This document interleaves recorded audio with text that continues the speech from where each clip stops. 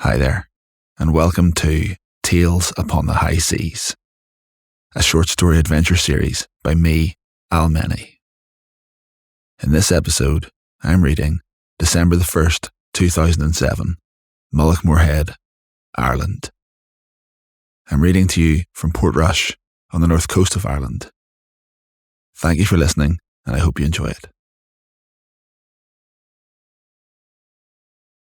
I had been monitoring the formation of a new swell out in the Atlantic for a couple of days.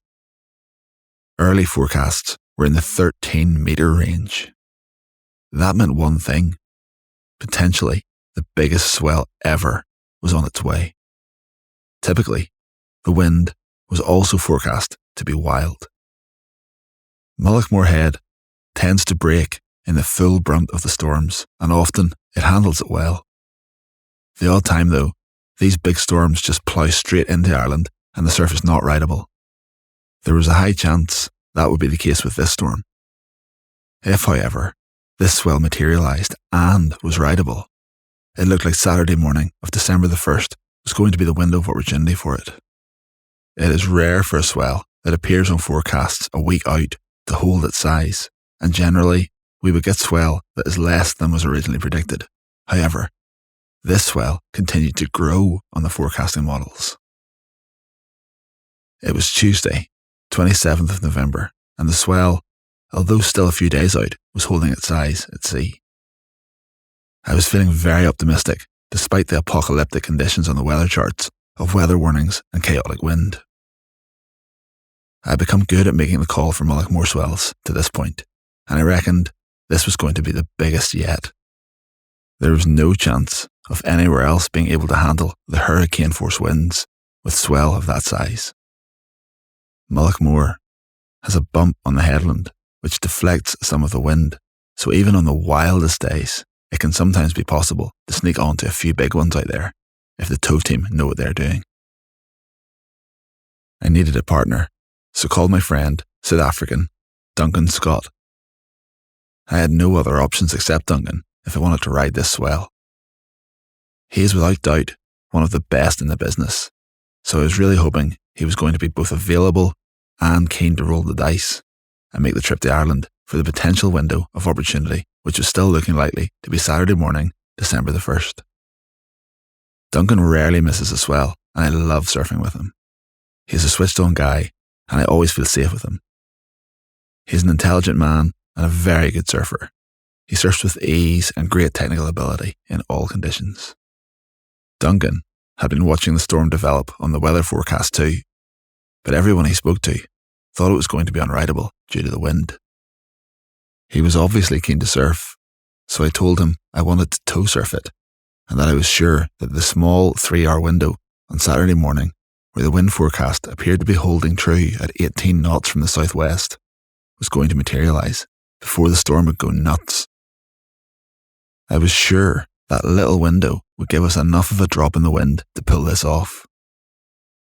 I knew there was a lot of risk in making this call so far out from the swell making landfall.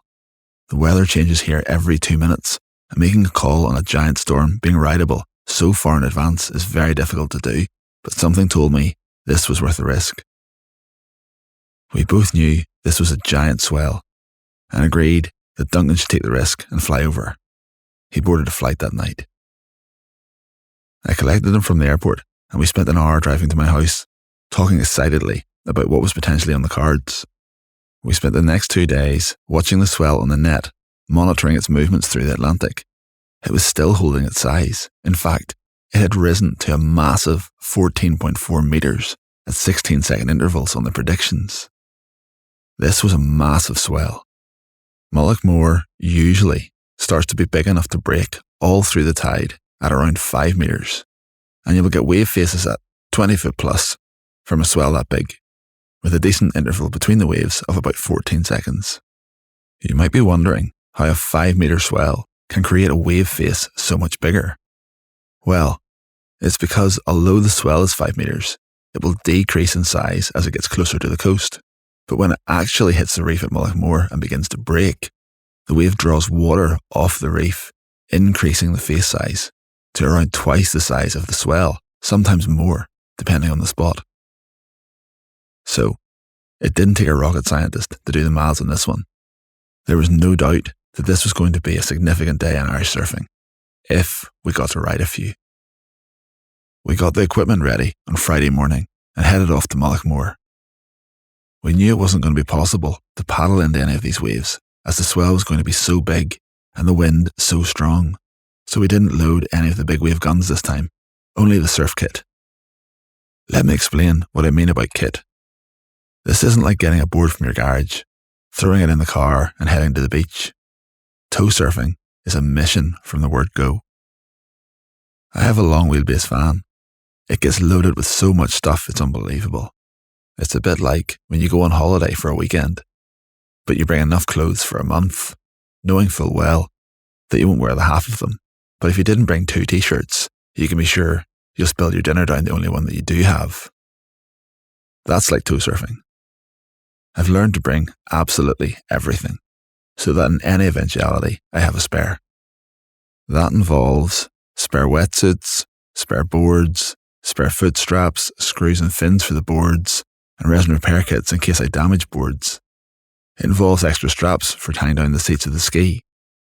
We modify the basic jet ski so that it has straps across the seats to hold them on in case it gets rolled, as the skis are designed for fair weather use, not for worse weather use, so we adapt them a little.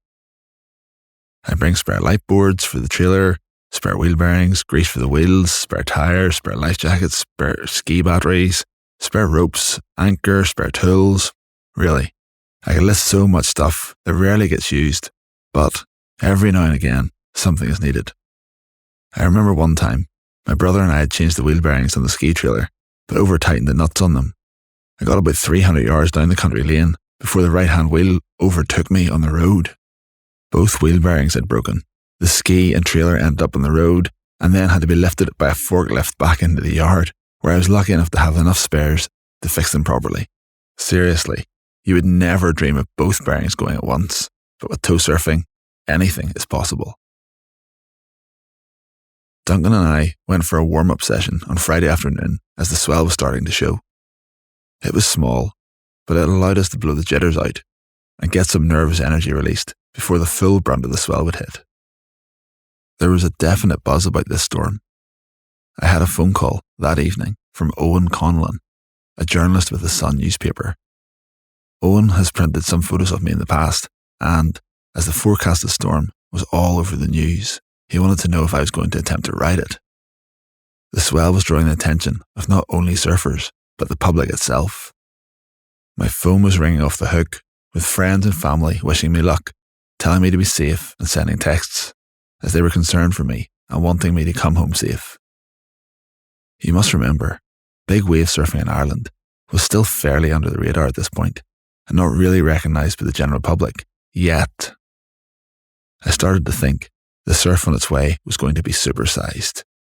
All the hype around it, before it had even happened, was unusual to say the least. I don't say to anyone if I'm going out in big surf. It often happens so quickly that I don't really have a chance to call people, other than those I'm surfing with anyway, and I don't really want spectators, to be honest. Until this point, every time I surfed at Mullaghmore, there was never an audience.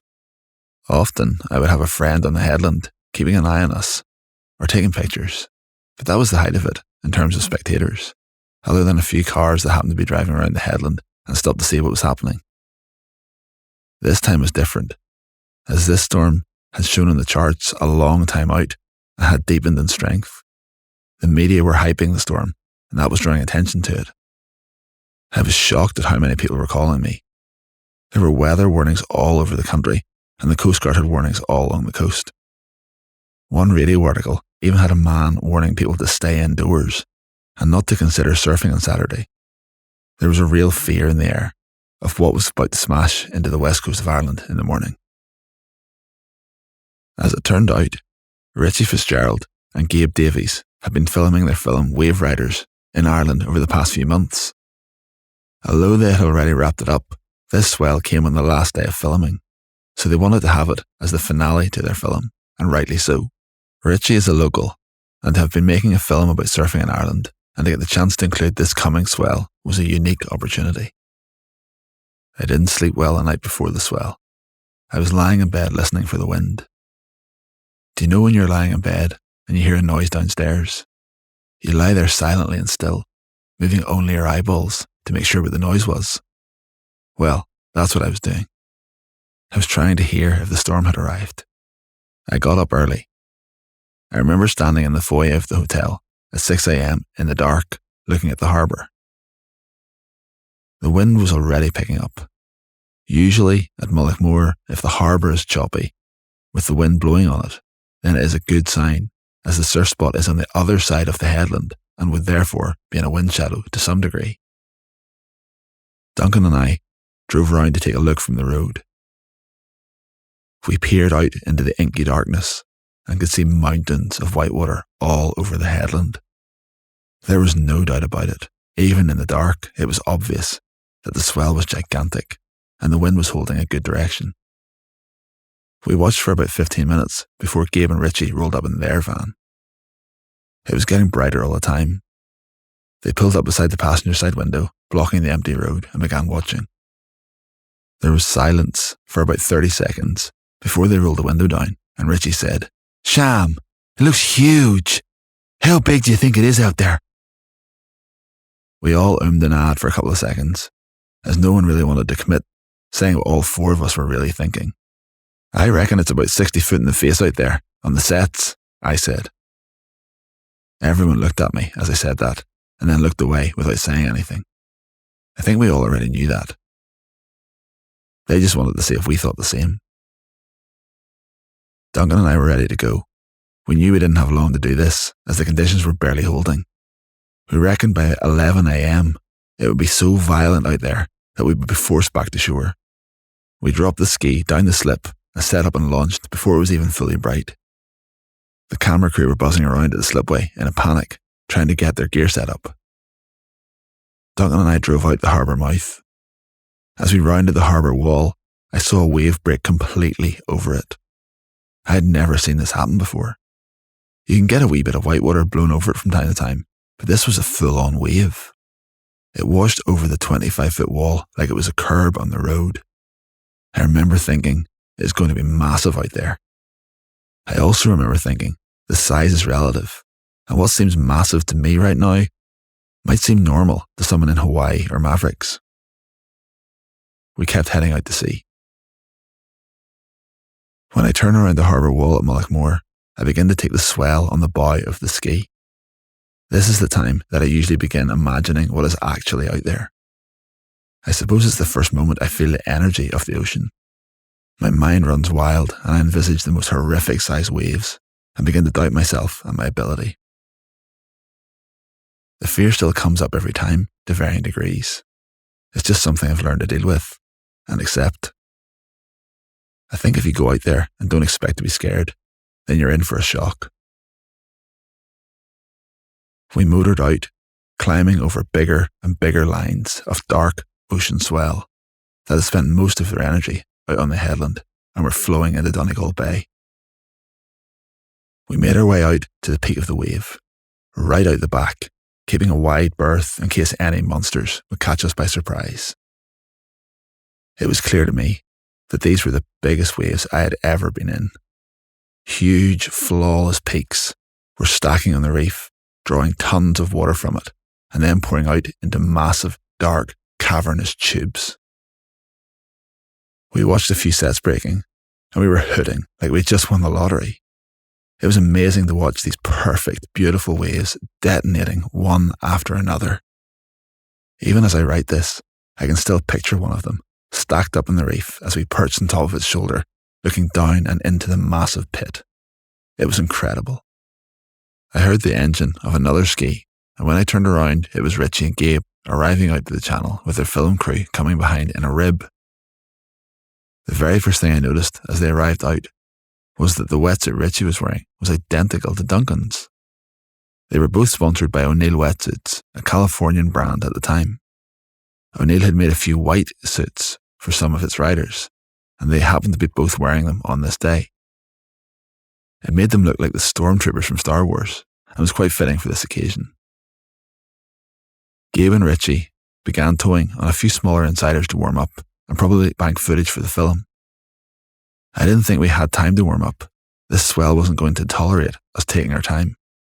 We had a window of a few hours before it sent us home, and I didn't want to risk not getting a big one.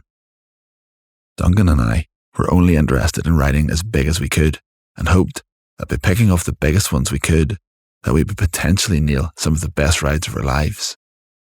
We headed out to the peak of the reef, where the waves first break on the ledge. At this point of the morning, no one had ridden a proper giant wave yet, and until someone did, we weren't going to be able to put a size on how big these waves really were. We needed some scale. Duncan said he would tow me first. We ended up missing a few good ones. We just couldn't get onto them. I don't know if it was because it was just so big and moving faster than normal, or were we playing it too safe?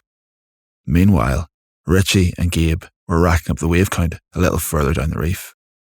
I asked Duncan to swap with me, and I'd have a go at putting him onto one. Duncan is a good surfer. Anyone will tell you that. But in big waves, he excels and surfs with style and grace. I threw him the rope and pulled him up onto his feet. A set appeared on the horizon. These waves were massive. They were coming out of a black horizon. They marched in from the Atlantic and filled the whole of Donegal Bay, making it appear more like a bathtub than part of the ocean. As the first big set approached, I drove the ski at speed towards the second one in the set. We always try not to go in the first wave in a set, in case one of us falls, and then has to deal with the rest of the set head on.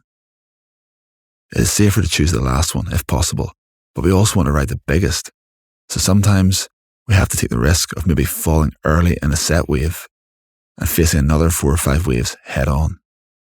I drove in parallel to the wave. I glanced back at Duncan on the rope and gave him a nod. He lifted one thumb from the rope handle, and that was enough for me to know that he was okay to go. I banked the ski around on its left side and began whipping Duncan round behind me on the rope so as to position him onto the peak of the wave. It was a frighteningly big wave. At this point, I was standing on the ski, driving at about 16 miles per hour towards shore, about half a mile out, and lined up with my marker point on land. Duncan was on the rope, strapped into his board. Behind was a huge stacking wall of water, which was lined up for about 400 yards to our left and to our right. It hadn't broken yet. At this point, I could see that Duncan was looking extremely small in front of this stacking charcoal-coloured liquid mountain. I slowed the ski down a little to let the wave get closer to us and begin to pick us up. I then gave the ski one last squirt of the throttle and flung him into the peak as it stood vertical on the reef. Duncan disappeared down the face of it as I pulled the ski up over the shoulder. The section he was on detonated, sending plumes of water up into the air. All I could see was the back of the wave, which looked to be around 25 to 30 feet in height. I was pretty sure Duncan was riding a 55 or 60 foot wave just in front of me. I drove at speed behind the wave, looking and searching for him in the aftermath in case he fell. This is one of the worrying things out there. You don't know if your partner has fallen, and you always have to be vigilant until you see him kick out clear into the channel. He did just that. I drove in to get him at the end of his ride, and he was ecstatic. He looked a little shocked, to be honest, but as he climbed onto the sled, he reached up and gave me 5. As we drove back out to the peak, he shouted to me over the sound of the engine, full of excitement about the wave and gagging to tell me about what he had just ridden. He seemed to be in disbelief as to the sheer size and volume of the waves. We switched, and I took the rope again. We felt like we were in sync with each other and the swell. We had found our flow, and Duncan was now ready to put me onto one. I slid off the ski into the water, and Duncan took the helm. As I slipped my feet into my straps and took the end of the rope, I remember not feeling any nerves. I didn't feel that fear I normally get just before my first wave of a session. I shouted to Duncan, "Just put me on a bomb. Wait it out and just put me on a bomb. I am only interested in riding the big ones, and believe it or not, I think it is safer to ride a huge one out there than to go chasing after mediocre waves. It is best to wait for the monsters, watch one as it approaches, and then put the surfer onto it. This is much safer and getting the surfer on the rope and driving around like a headless chicken, hunting down anything that wants to break. I've learned that it's best to leave the small ones and let them go. It doesn't pay to go on a small wave and risk falling and getting cleaned up by a bigger one that follows. Duncan was standing on the ski with his legs astride the seat to get the best view over the lines of swell towards the horizon. "Al, we're on. There's a monster coming," he yelled. He was kind of looking at the wave approaching with one eye, whilst looking over his shoulder with the other so I could hear his voice in the wind. "I'll get you up," he said. "Clear?" he asked. We use the word clear instead of go, no, or yes, so there's no confusion in what is being said. If everything is okay, then the partner responds with the same word. I shouted back, "Clear." He fired up the ski, took up the slack in the rope, and then accelerated, pulling me up out of the water and onto my feet. Now I could see what he was talking about. There was no doubt that the wave coming was a monster. It was coming out of the black ocean, beneath a lightning-forked angry sky. It had my name on it. I remember tilting my head back and closing my eyes momentarily and thinking of my dad before focusing on the wave. I don't know why I did that. Duncan shouts over the engine noise, "You want it?" I replied with one word, which I shouted back to him, "Yeah." That one word or nod between us communicates so much. It tells Duncan that I trust him to put me safely into the wave. I trust that he will be there if I fall, and that will do whatever it takes to get me out of trouble should something go wrong. The sun came out momentarily, just as Duncan began his approach on the ski. He accelerated towards the wave in a parallel direction and then banked around to his left and lined us up with the markup on land. The wave was massive. I remember thinking, this is huge. I felt small and insignificant. I didn't feel scared for some reason, just determined to get on it. I faded out to the right-hand side of the wake as Duncan gave the ski a last squirt of power to propel me into the towering peak. I dropped the rope and began to glide into position as Duncan pulled away at speed and the wave stood like a 6-story office block. As I got to about halfway down it, it lurched on the reef and grew massively above me. I thought I was a goner. It tried to suck me up the face with it, and I felt like I wasn't going to be able to make the rest of the drop. For a split second, I envisaged myself landing on my back on the face of the wave and getting sucked up over the falls. I snapped out of it. I tightened down into a low crouch and took the rock boils at speed.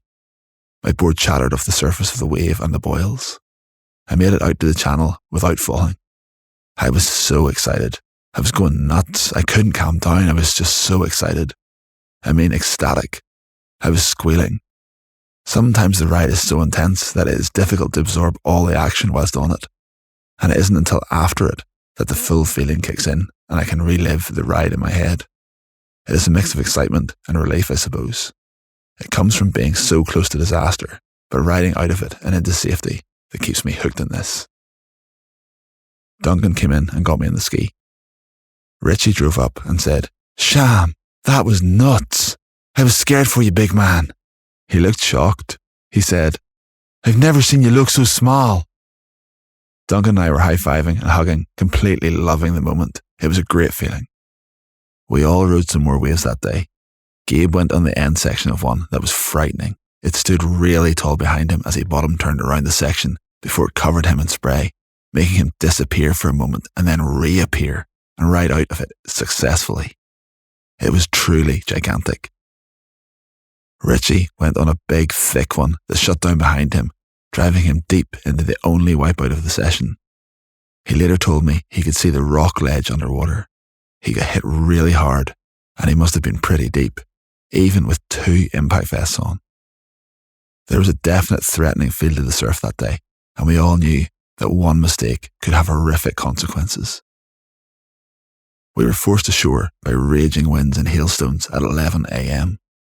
I didn't realise until we were heading back to the harbour that the headland was packed with people and cars all watching us out there.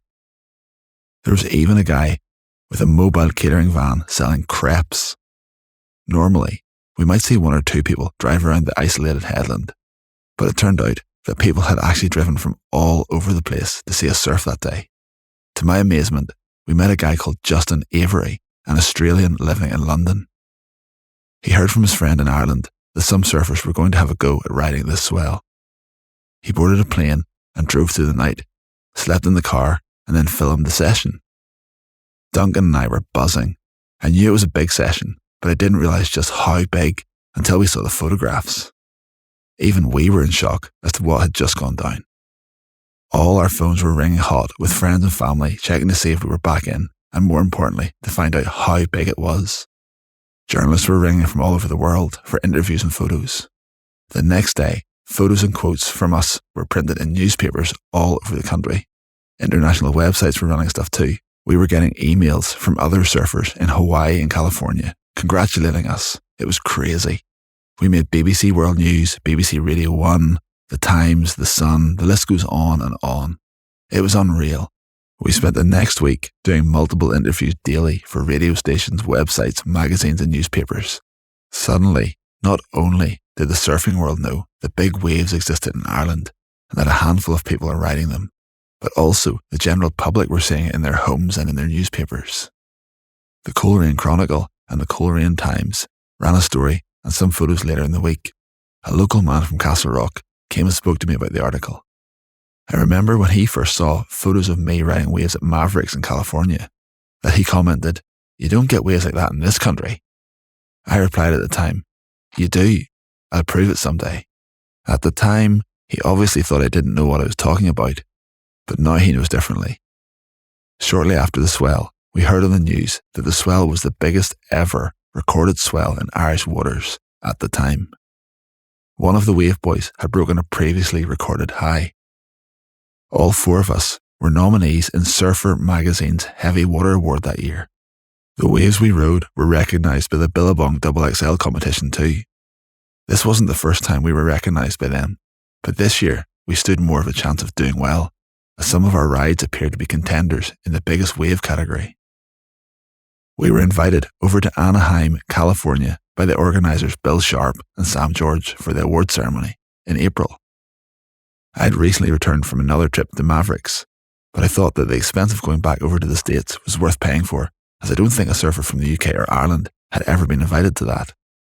We had numerous entries in the competition before, as did a couple of other guys, in particular from the first big session we all had at Aliens at the Cliffs of Moher, but I don't think anyone had ever been invited over to the awards before, so we were quite surprised. I remember sitting in a packed auditorium among some of the best big wave surfers in the world, media and surf industry representatives. Lots of the guys in the room would be the ones that inspired me since I was 13 years old to be riding big waves, and there I was in the same competition, posting rides that rivaled theirs, only in the cold waters of Ireland. On the big screen, behind the stage, they played what they call the year in review. The show started with Hawaiian big wave rider Garrett McNamara navigating his way through a mutant giant wave at a reef called Teahupo in Tahiti. It then went through sessions in Tasmania, South Africa, and then onto us. People were hooting and whistling like they were for the other rides they had just seen, and our rides and waves looked like they were definitely fit to be in the mix. It gave me goosebumps all over. I don't do this for recognition, nor for praise, but it was definitely a good feeling, seeing how far I had come. Just after the action-packed video, Mark Okilupo, former ASP world champion, walked onto the stage as the MC for the evening. He began to speak to the crowd, and then, out of nowhere, congratulated us for bringing Irish surfing to the world stage. We were in shock. Up on stage was one of surfing's biggest idols and achievers, and one of the world's best surfers. Not only were we in a room packed with elite big wave riders and athletes, but we had just been publicly addressed by Oki. This was an amazing feeling. None of us won any of the categories. The ride of the year went to Hawaiian Shane Dorian for a death-defying ride in Tahiti. We didn't expect to win. I knew lots of the other waves in the event were way more impressive than ours, but to have been worthy of being in the mix was enough to feel good. This wasn't all that spawned from December the 1st, 2007. It wasn't long before I was invited to compete in the APT, Association of Professional Tow Surfers, World Tow-In Championships in Chile, and later to the Nelscott Reef Tow-In Classic in Oregon, USA. In many ways, the December 1st, 2007 Swell blew the doors open for outsiders to look in and see what Ireland has in both surf potential and in the surfers willing and capable of riding these gigantic, wild, storm-driven waves. The end. Thank you for listening to this episode of Tales Upon the High Seas. The story was written and the audio performed by me, Mennie, in Portrush, Northern Ireland. The audio was engineered and mixed by Miguel Oliveira in Porto, Portugal. Thank you for listening, and I hope you enjoyed it.